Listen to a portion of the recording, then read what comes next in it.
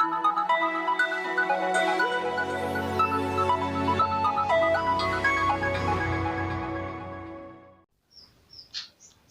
everyone. I am going to dictate you the dictation from GDBIST volume number 4. Speed will be around 100 words per minute. So be ready for the dictation. 5 seconds.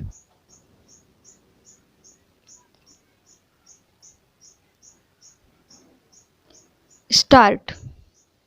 Mr. Vice Chairman, at the outset, I shall fail in my duty if I do not salute the brave men and officers of all the three wings of our defense forces.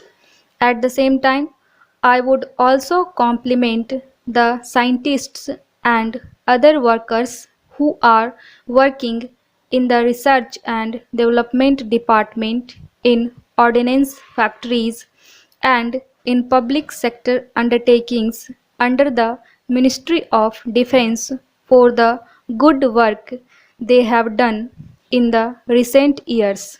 However, I am very much pained when I saw in this house during the last 10 days allegations being made which have no foundation or which are not based on facts, particularly at a time when our country is threatened, when the integrity and unity of our country is threatened. Sir, our Prime Minister has two assets: a clean image with which he wants to wipe out corruption from different spheres of activities. He wants to wipe out the tears of the people by implementing programs which will benefit poorer sections of this country. Our integrity and unity is challenged. Pakistan is given massive aid by USA and other countries. Never in the history of Pakistan were arms given to it, so much aid given to it, but the rate at which it is being done now. Pakistan is bent upon taking revenge for all the past 3 years when Pakistan was humiliated by this country. Sir, USA is interested in weakening this country for the reason that this country wants to stand on its own legs. In regard to our foreign policy, our defense policy, this country has decided that it will do whatever it feels correct in the interests of the world, in the interests of this country. That is the reason why they do not like a, a strong India, and that is why they are encouraging Pakistan. I would go to this extent and say that I feel very strongly that Pakistan is interested in humiliating our country. America and other countries do not want that India should be strengthened. This war is to be waged against India, and Pakistan is going to be a proxy of America. I strongly feel in that way. Weapons which are being given to Pakistan by America can be used only against India and not against Afghanistan. Previously, they were giving arms in the name of fighting China. Now China, Pakistan and American have become one axis. Sir, the late Sri Krishna Menon used to say that no one has still invented a gun which can be fired only in one direction.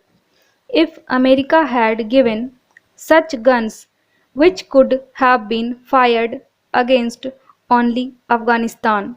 I could have understood, but so much gun is invented in the world so far. Mr. Krishna Menon also said that there are no permanent friends or permanent enemies. Only our national interests are permanent. At present, we do not want to see on those lines. That is why I request my friends to understand. Sir, many times when this question of parity between Pakistan and India is considered, people think that India has only to look to the western border. It is not so. I am one of those people who would be very happy if relations between China and India improve. I have said so in this house, and I am one of those who feel extremely unhappy that we who have been neighbors for so many centuries without a quarrel, without a battle, without a war, are looking at each other with suspicion. If things could improve, I shall be very happy indeed. But till such time, we must not allow our guard to be looted. Therefore, the expenditure on defense forces is not at all excessive. It is not more than what is absolutely necessary. What I find is that we are not giving enough attention to our Navy. Even in the appropriation bill which is before us, we find that somehow expenditure on Navy is insignificant. I do not know why the government is taking this attitude. They have been neglecting the Navy for a long time. My friend just now has tried to draw the attention of the House to the fact that some of our vessels have become outdated.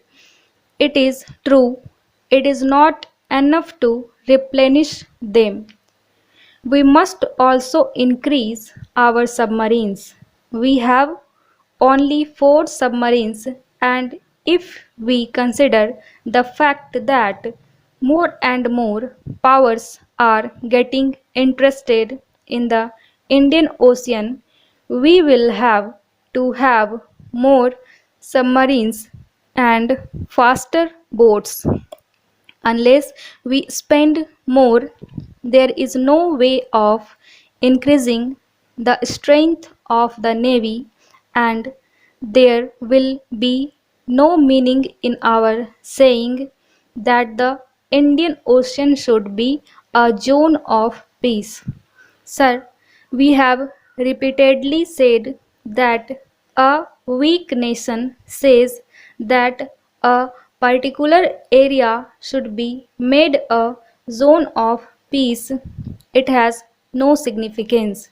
So far as the zone is concerned, I would like to repeat here what was said 200 years ago by the great marathon warrior Shivaji, that the sea belongs to those who have the navy.